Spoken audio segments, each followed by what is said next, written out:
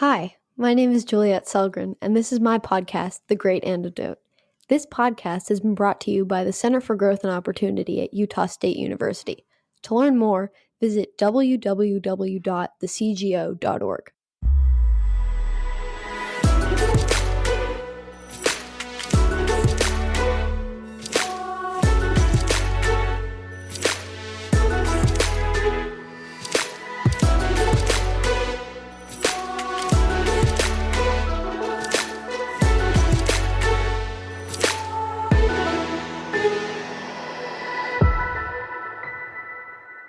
Welcome.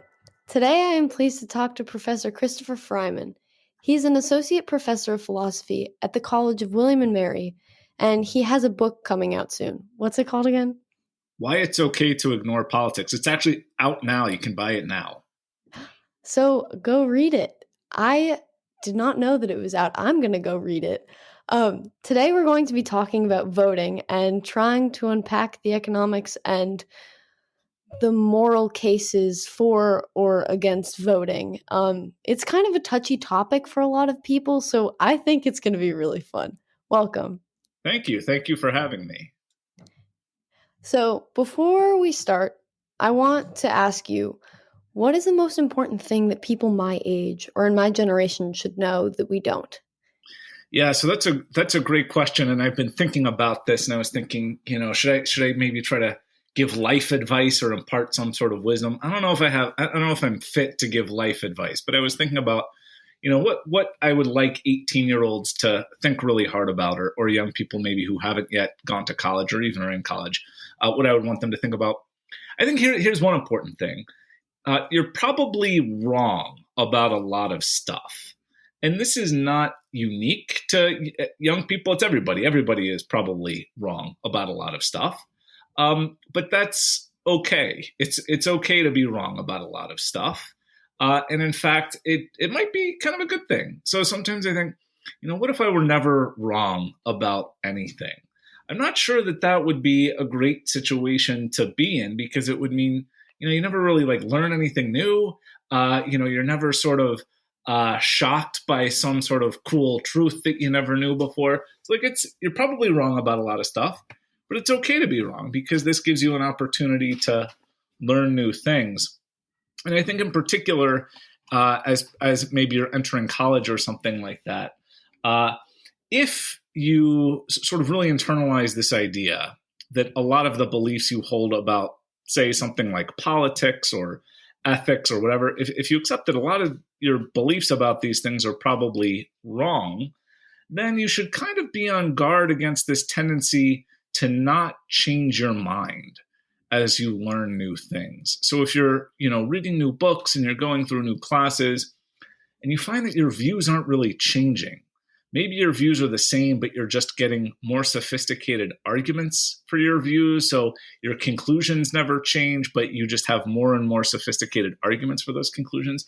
You might want to take a step back and think, am I really being open-minded and giving new ideas a chance? Or am I just trying to confirm my biases? So I think I don't know if that's the most important thing for young people to know, but I think it is an important thing, particularly as maybe you're starting a college education. Yeah, I really like that response. I mean, I'm always really scared that I'm being too attached to my own ideas.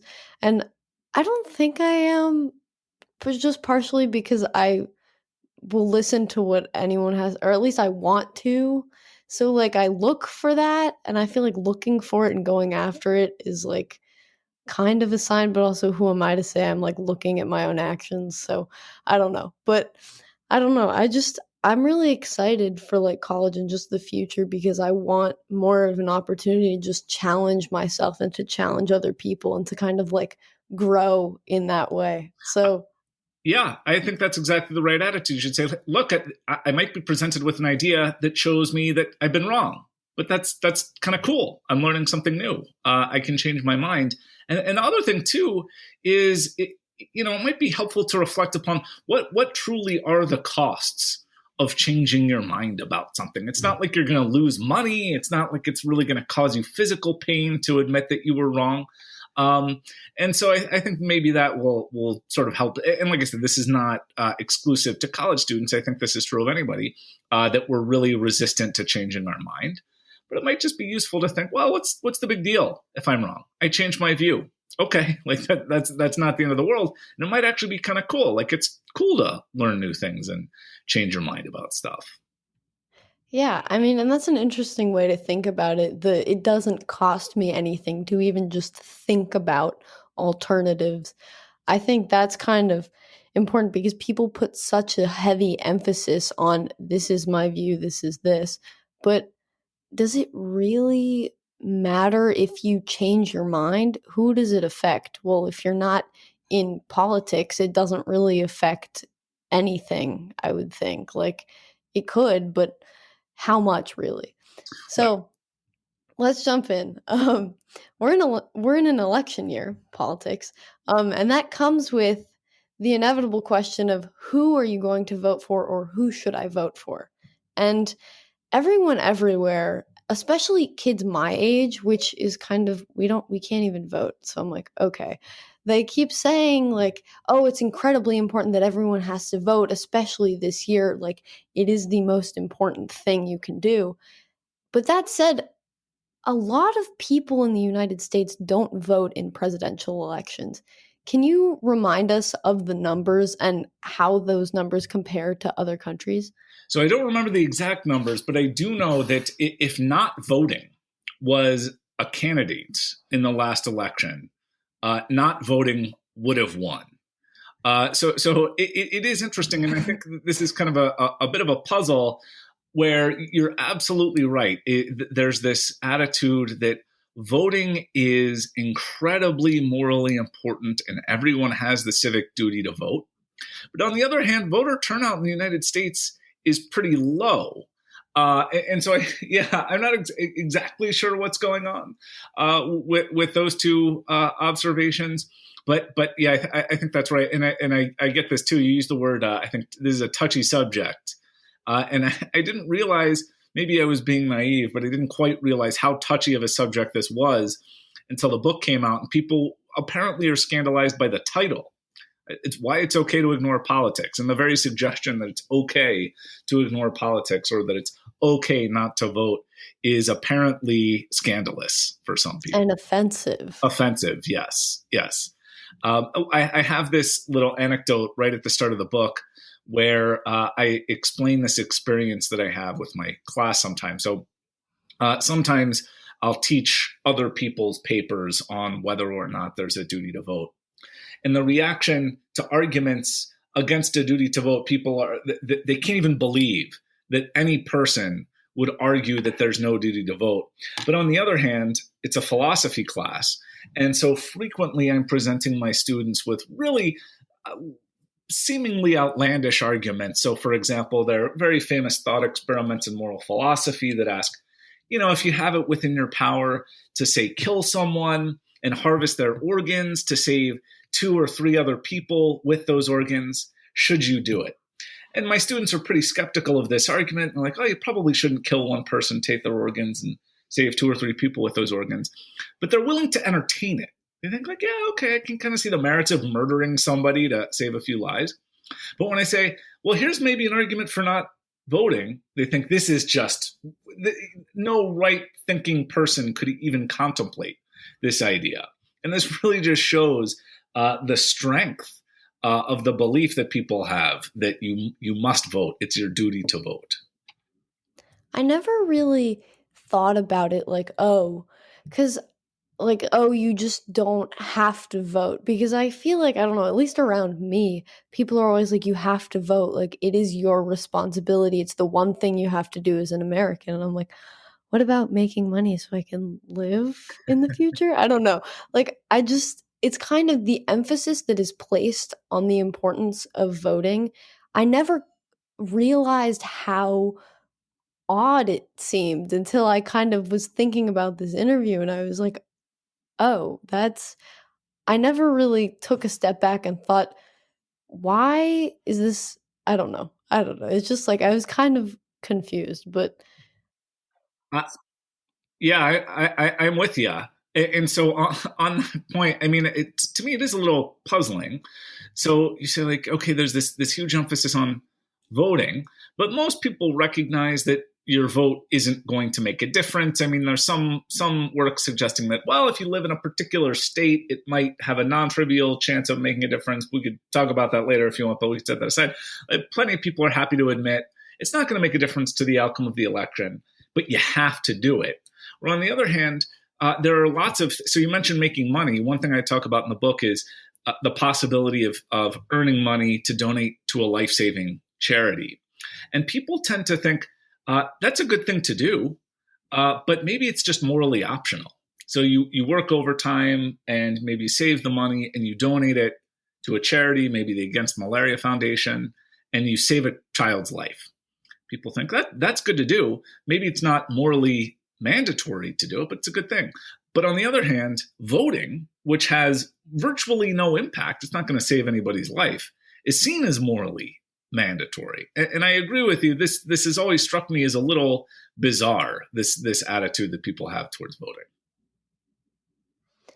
So, nice segue into kind of the economics of voting and how people realize that your vote doesn't really make that much of a difference.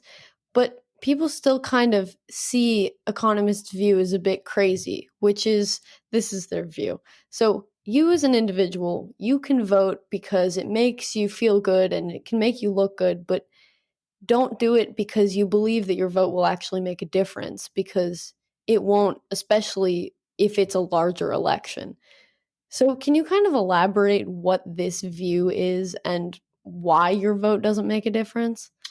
Right. So as to the second question, why it doesn't make a difference is just because you have to make or break a tie, essentially, for your vote to make a difference to the outcome. Although I'll say, even in that extraordinarily unlikely scenario, it's not clear that your vote is actually going to determine the outcome of the election. So if history is any guide, what this means is the courts will probably decide the outcome of the election. Even if somehow there was only a one vote difference between the candidates, there would be a recount, and like I said, the courts would get involved. But right, so for your vote to make a difference to the outcome of the election, you have to make or break a tie, and you have to live in a state whose electoral votes are necessary for the candidate to win. And so this is just like really, really unlikely. Depending on who you talk to, the odds at best are maybe 1 in 10 million. At worst, I think it's like 1 in a billion. And so you could persuade me that if you live in a particular state, in a swing state, and the election is really, really crucial, that maybe you should vote. But I think at most that's only going to mean that a certain percentage of people should vote, not that everyone should vote. So if you want to argue that, say, somebody in California, where there's just, the outcome of the votes in California is a foregone conclusion, like they're certainly not going to vote for the Republican. It's just hard to see why Californians, in that case, would have a duty to vote. So, and as to your first question about, well, why aren't people voting if it doesn't make a difference? I think the best explanation is the one that you alluded to, which is, well, people form political beliefs and they vote for particular candidates as a way of expressing their political or social identity. And oftentimes, political partisans are analogized to sports fans. So I'm a big fan of the Philadelphia Eagles. But I'm under no illusion that my beliefs about the Eagles will change anything. It's not actually going to affect who's on the team or how the team plays or anything like that. And I'm Mm-hmm. also, not under the illusion that if, I went to an Eagles game and got one of those, I don't know, like the giant foam fingers or something that said "Go Eagles" on it, and I waved it and I was like cheering for the Eagles. I'm not under any illusion that that's going to change anything. But I do those things because, that's what a good Eagles fan does, is they cheer on the Eagles and they root for the Eagles. And if political partisanship is like that, and I think there's good reason to think that it is, then what people are doing when they form political beliefs, when they go to the polls, it's basically they're cheering on their team. So whether it's Team Republican, Team Democrat, whatever, it's not to make a difference. It's just to express to others and to themselves, hey, I'm a particular sort of person. I'm a Democrat. I'm a Republican. And this is what Republicans or Democrats do. That's an interesting way to put it. I never thought about it like that, but I think the more and more I think about it and the more and more you talked about it, it makes more sense. And I don't know. I think that it's a good it's a good way to explain it. Yeah.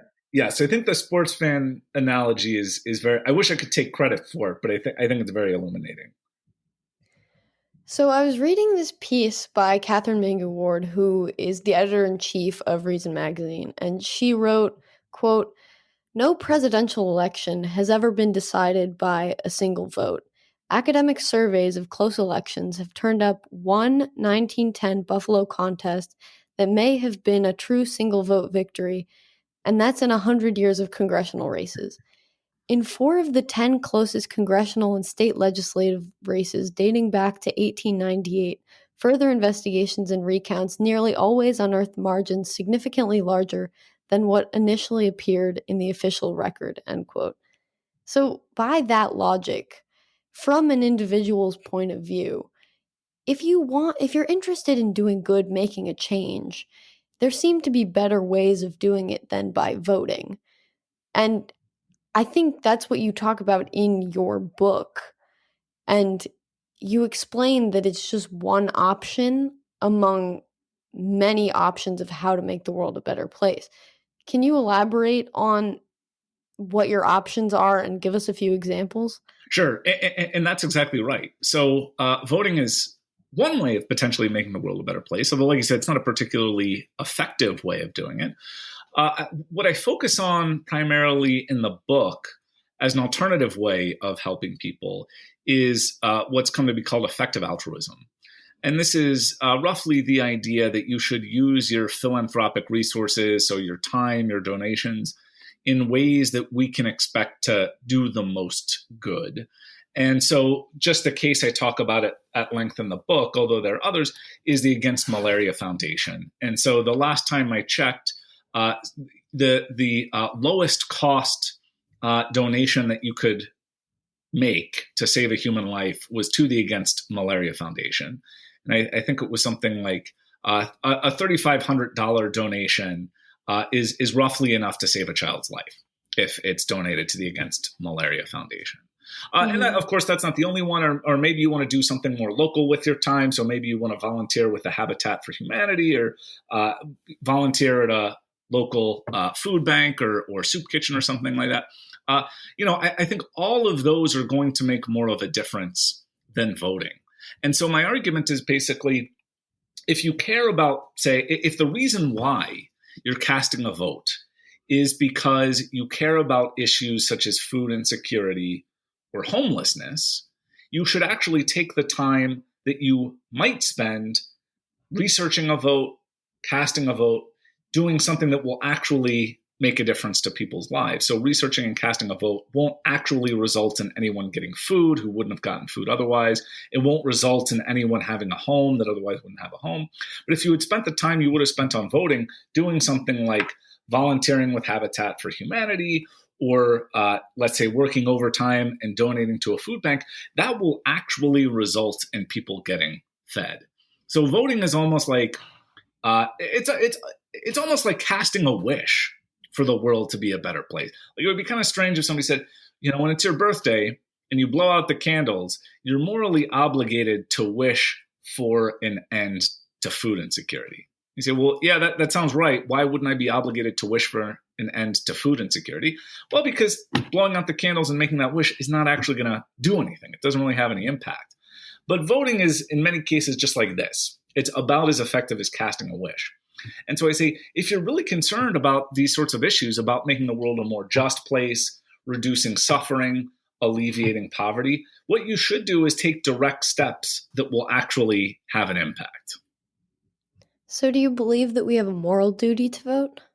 Definitely not. Definitely not. I think at most it's optional to vote. Although at the end of the book, I make an argument that suggests we might actually have an obligation not to vote, and instead use the time and resources we would have invested in our vote in more effective ways of helping people. So, just as to why I don't think there's a moral duty, why I think it's morally permissible not to vote. This goes back to sort of what we were talking about a second ago, which is just uh, maybe one reason to vote is that it makes some sort of contribution to making the world a better place. But there are lots of contributions you can make to improving the world. Voting is just one. And so voting, you might have this obligation to contribute to the common good, and perhaps voting does that.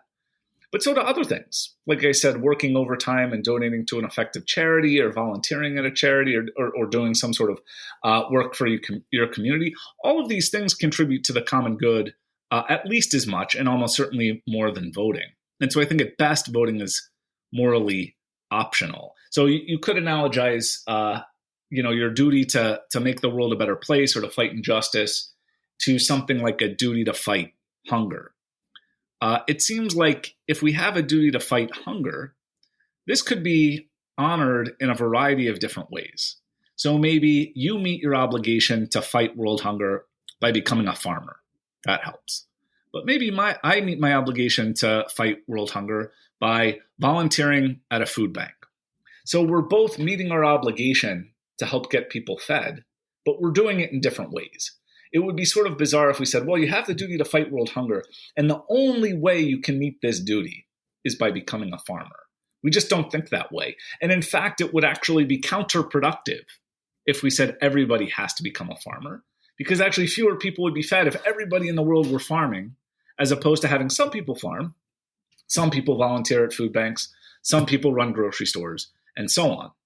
And I think that our duties to say alleviate suffering or fight injustice are just like that. So maybe one way you can alleviate suffering or fight injustice is with your vote. But all the other ways I mentioned, I think, are just as good. And just as it would be inefficient for everyone to farm, that would actually result in less people getting fed, fewer people getting fed. It's inefficient for everyone to spend time voting because you don't need everyone to vote. You just need sufficiently many people to vote. And so what you might say is, given that my vote is not going to make a difference because so many other people are voting, if I really care about making the world a better place, I'm going to contribute to that end in a way that's more productive than voting. Would the moral case for voting change if our votes made a difference? Or do the moral and economic cases or aspects of this have no relation? So I think it would make a difference. I think if it turns out that our vote was very impactful, that would give us much more reason to cast a vote. So I think really the core problem with arguments for a duty to vote is that it's hard to make the case that you have a duty to do things that don't actually make a difference. And there are lots of arguments that suggest, no, you can have duties to do things that don't make a difference. And I could say a bit more about those. But I think if it turned out that, say, your vote had a really good chance of flipping the outcome of the election, then you could say, okay, the time and effort that you invest in making sure that you have a good vote is worth doing. In the same way that if you can make a large positive impact in people's lives in other ways, I think you probably have a moral duty to do that. Although there's one caveat to this. So suppose somebody said to you, your vote is guaranteed to determine the outcome of the election, and this is going to have a huge impact. One worry that you might want to have or might want to think about is that there's a big risk involved too. So if you vote for the wrong candidate, you could end up doing a lot of harm. So you have the opportunity to do a lot of good, but you also have the opportunity to do a lot of harm. So I think if it turned out that your vote was very impactful, then I could say, okay, you really need to invest some time and effort to make sure that you're voting for the right candidate. Because bear in mind, the stakes are really high, positive or negative. So if you get it right, it's really good. If you get it wrong, it's really bad. And so you want to be very, very sure that you've researched your vote, that you've tried to counteract your biases and so on. I feel like it's a good thing that one person can't swing the entire election because that's a lot of responsibility. And honestly, when you were saying that, I was like, that's kind of scary. I don't think I would like that. If I was told that, I would just not, I would not want that responsibility at all because it's kind of a big responsibility if you're the one person whose vote is going to swing the election in one way or another. I don't think I trust myself with that. Yeah, I think that's a great point. And frankly, I think that's maybe a good exercise for people to do when they're thinking about whether or not to vote or who to vote for. Think to yourself, suppose I knew that my vote was going to determine the outcome of the election and have these far reaching impacts on all sorts of policies. If I knew I was going to have that impact, how comfortable would I be casting a vote? And if you think, I'm not so happy about having this responsibility, then maybe say, okay, perhaps spend your time doing something else that doesn't carry quite that risk. So, like donating money to the Against Malaria Foundation, it maybe we have debates over how effective it is, but it's like fairly low risk. Like the odds of that doing good rather than harm, I think, are super, super high. Whereas like the odds of doing good rather than harm with your vote, not quite as high. And so voting is really risky. And so you might say, I'm not comfortable shouldering that responsibility. Then, okay, maybe you spend the time you would have spent preparing and casting a vote on other forms of altruism that carry less risk. So I want to get into arguments for and against voting in a little bit, but right now I want to talk about how it's different between individuals and collectives when you vote. Like, I don't think you're saying that collectively people don't decide the outcome. And elections, they like have consequences and things. Like the collective takes on those consequences. How do we reconcile or think about the individual case for voting versus the collective case for voting? Right. So this is a great point. And so one thing I think that is worth clarifying, because sometimes I get the response that, well, so what you're saying in effect is that politics doesn't matter, democracy doesn't matter, voting doesn't matter. And I don't think that's true. I think politics matters. I think democracy matters. And I think voting matters on a collective level. Like clearly that has a really big impact. But the question is, what should you as a particular individual on the margin do when the opportunity to vote presents itself? So you could say, look, collectively, voting makes a really big difference. It's an impactful activity. But you might say, well, what is my impact on the collective activity? Well, it's virtually nothing. And so you could say, okay, given this, I can better help the world by doing something other than voting. So an analogy, so maybe we could go back to the farming analogy. So we could say, farming is really impactful, and it's very, very important that that sufficiently many people farm. Because if we don't have enough farmers, then we're not going to have enough food. That's, I think, uncontroversial. You could say, okay, does that obligate me as a particular individual to become a farmer? Say, I don't think so. You might say, in fact, given that we have, I don't know, maybe I shouldn't use this example. I don't know what the state of American farming is, but I assume we have plenty of, let's assume we have plenty of farmers. You might say, okay, we have plenty of farmers. So if I become a farmer, that's not actually going to make a difference. But what I could do is, again, volunteer at a food bank or work overtime and donate to a food bank. And you'd say we can have some sort of division of labor. So what we need is sufficiently many people to vote, which we have. And given that, I am now freed up to help the world in another way. In the same way, you could say we need sufficiently many farmers.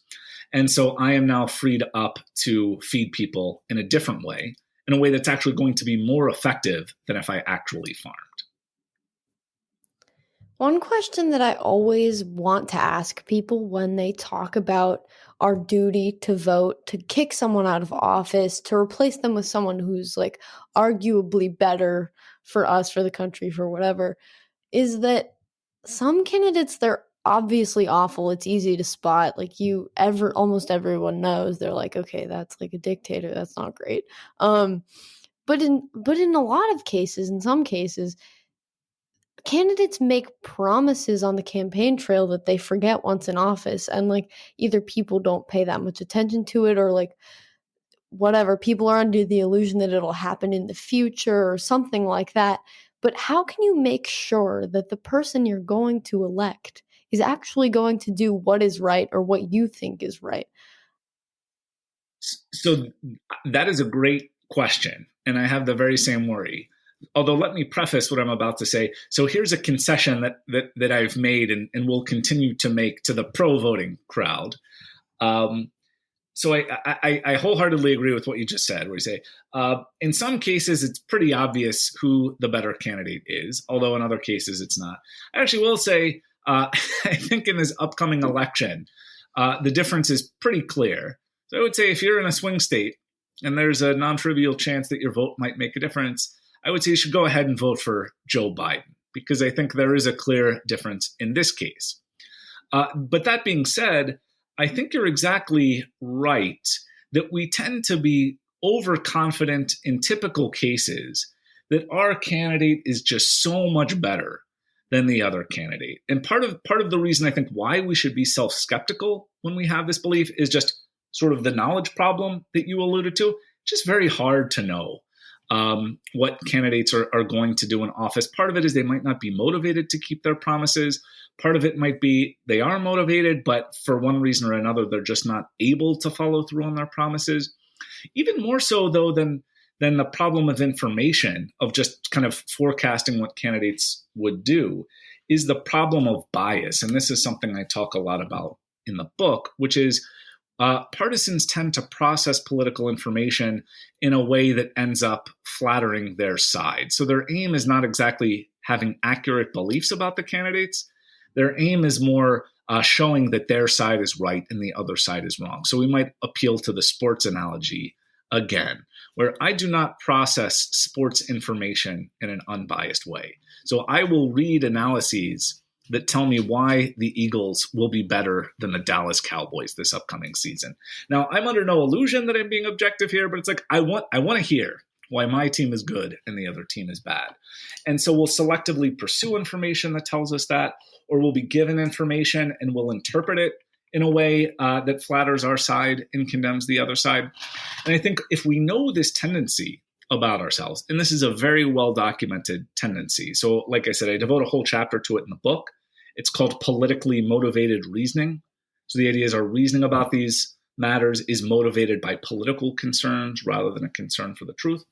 If we know that we're biased toward our side, then we should be self-skeptical about our political beliefs. So if somebody said to me, okay, you're biased about the Eagles, will you bet your house that they'll win the Super Bowl this year?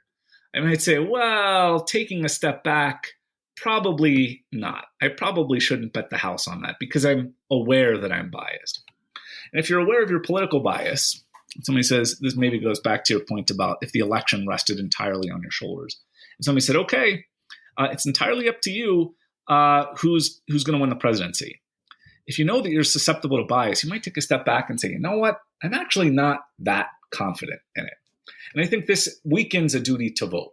Because if you're aware of your own tendency to be irrational about politics, then I think it's very hard to be confident in knowing whether or not you're voting for the right candidate.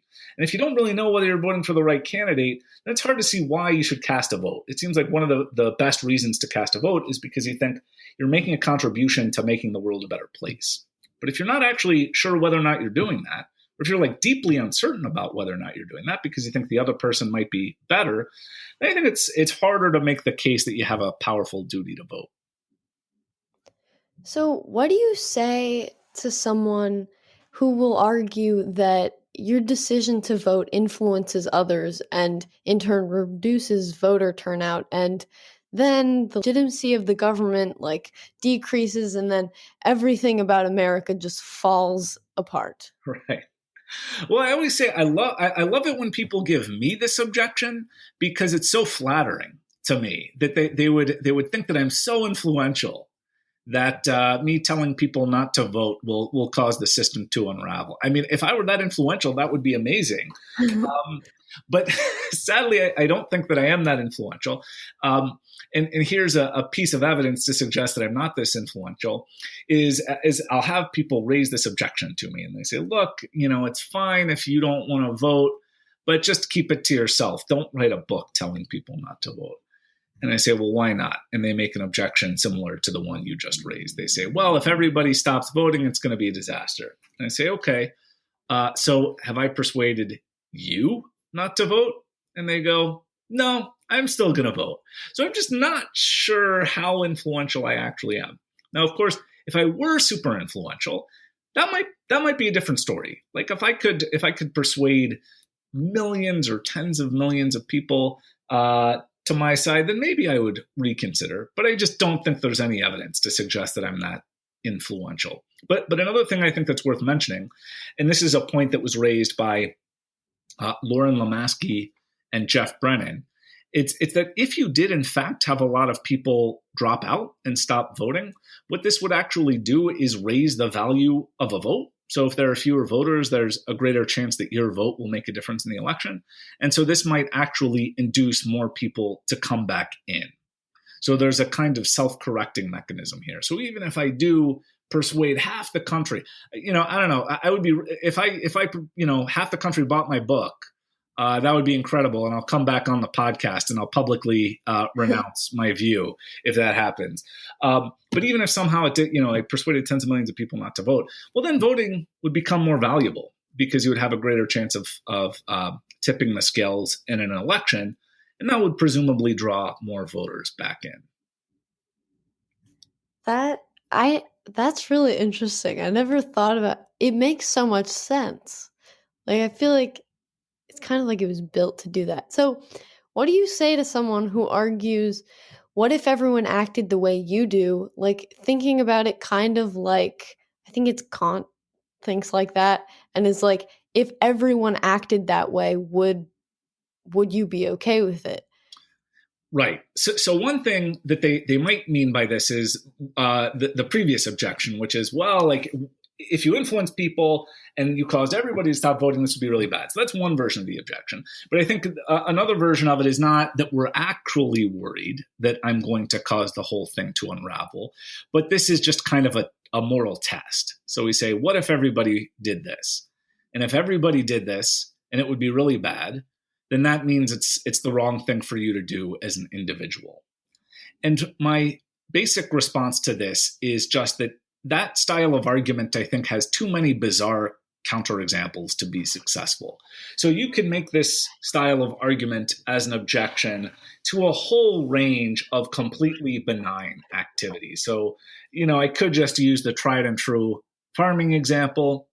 So if somebody says to me, you're choosing not to be a farmer. And I go, yep. And they go, well, what if everybody did that? Then we would starve to death. I would say, yeah, that's true. But it's not clear that test shows that I'm morally obligated to be a farmer. Again, because there's no actual threat of the whole thing unraveling.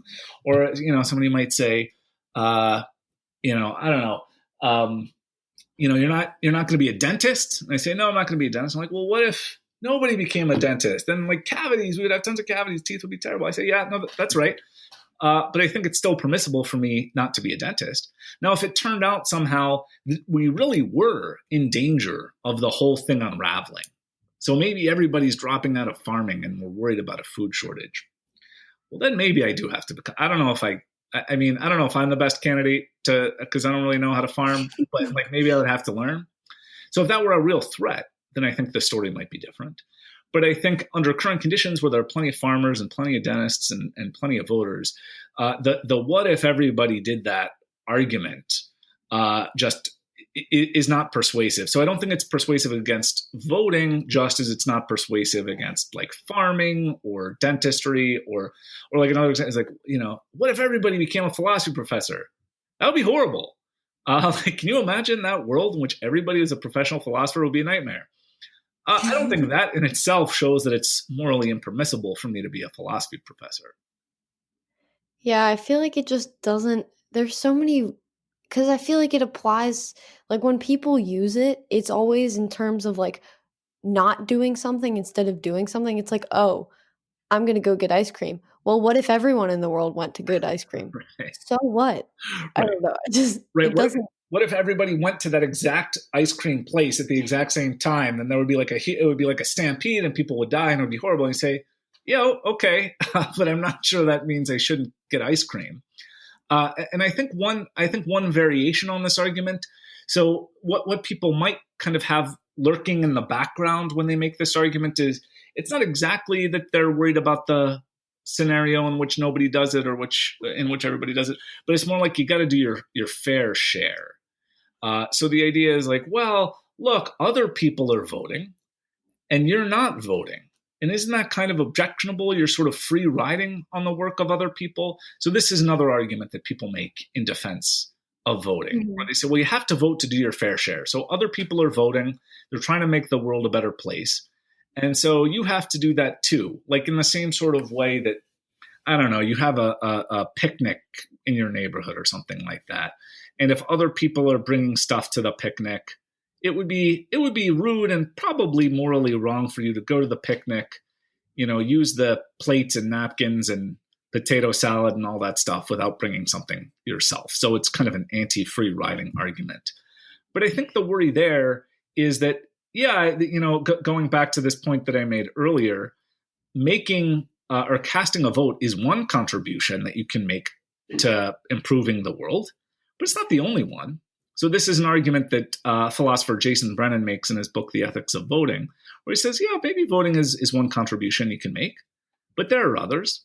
And maybe the picnic example illustrates this point. So you say, you can contribute to the neighborhood picnic in different ways. So maybe one person brings napkins and you bring the potato salad. You're both making a perfectly good contribution to the picnic, even though it takes a different form. And similarly, the person who votes makes a contribution to improving the world, but you can make a different contribution to improving the world. Maybe it's giving to effective charities. Maybe it's volunteering. It could take a variety of forms. So just because voting is one way of doing your duty to contribute, it doesn't mean it's the only way. Do you think that there's a danger in the notion that voting is sufficient to fill your civic responsibility? I bring this up because a few years ago, Mike Rowe, this TV dude, was asked to urge people to vote publicly. And he refused, saying that uninformed people who vote usually do more harm than good or are more likely to. Do you agree with that?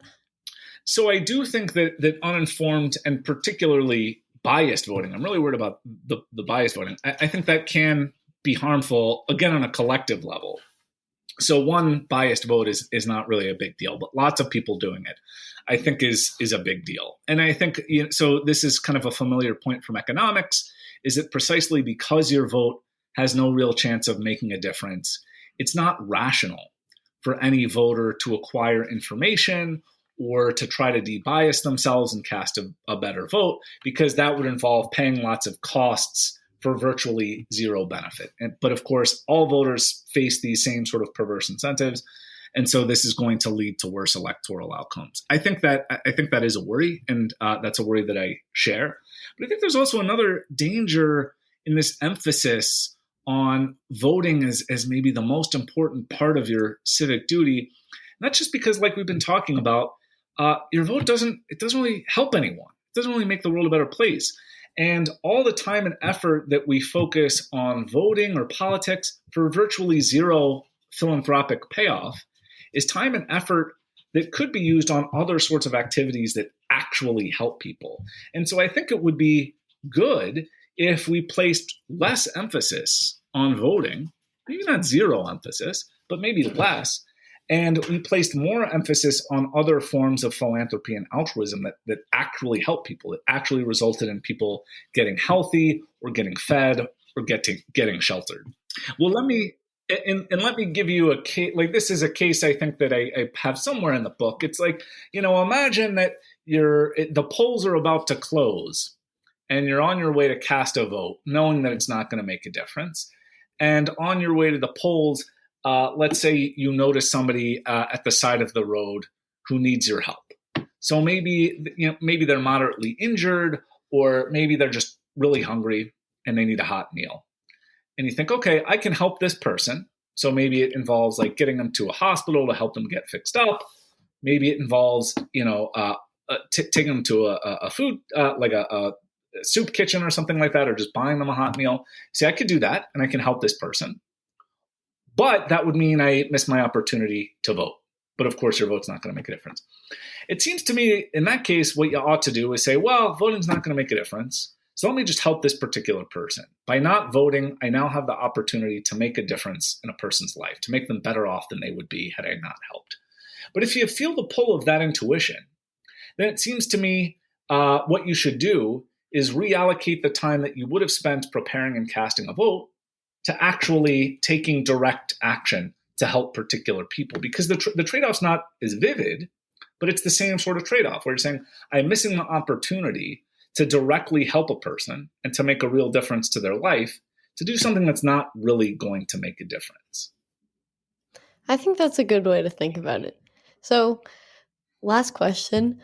What is one thing you believed at one time in your life that you later changed your position on, and why? So a lot of stuff, a lot of stuff. One thing that has influenced me both personally and philosophically.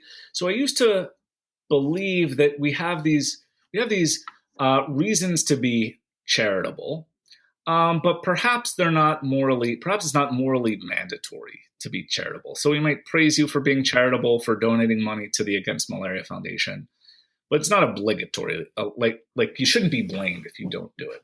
But I've actually been swayed on this, and I now think that we actually have really strong moral duties to help the less fortunate. And on this, I've been influenced quite a bit by the work of Peter Singer, and he gives us scenarios kind of like the one I just gave, where it's like, his famous case is you pass a child drowning in a shallow pond, and you can save that child, but it means you're going to get your clothes wet and maybe destroy your clothes, and you have to buy new clothes. It seems to me that it's morally mandatory to save that child, even though it's going to cost you whatever it takes to replace those clothes.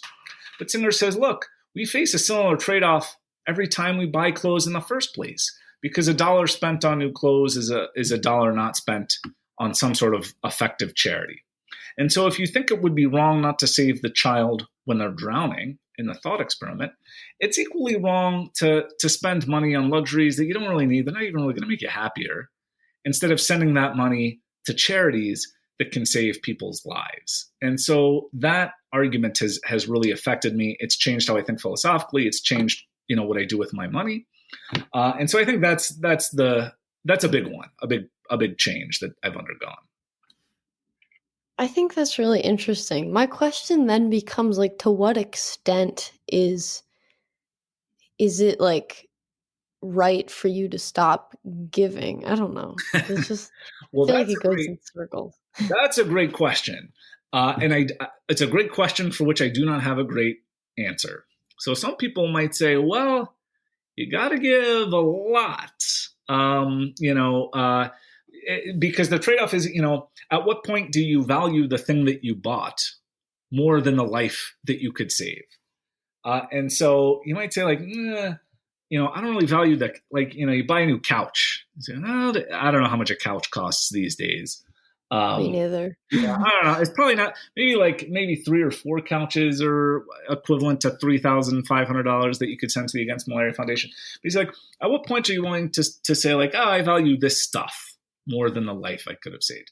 You might say, well, that's a tough one, and maybe you have to give up quite a bit of stuff to save lives. Where you draw the line, that's a tough one. And different people are going to give you different answers. And sadly, I myself do not have a great answer. Yeah, I think it's definitely has to be up to the individual, because there can't be like a general rule. You have to give no, I don't know. But Well, I don't know. take moral philosophy, and you'll read Peter Singer, and you can. It's great. He goes through all the twists and turns, and maybe you won't come to a settled conclusion about it, but I think you'll at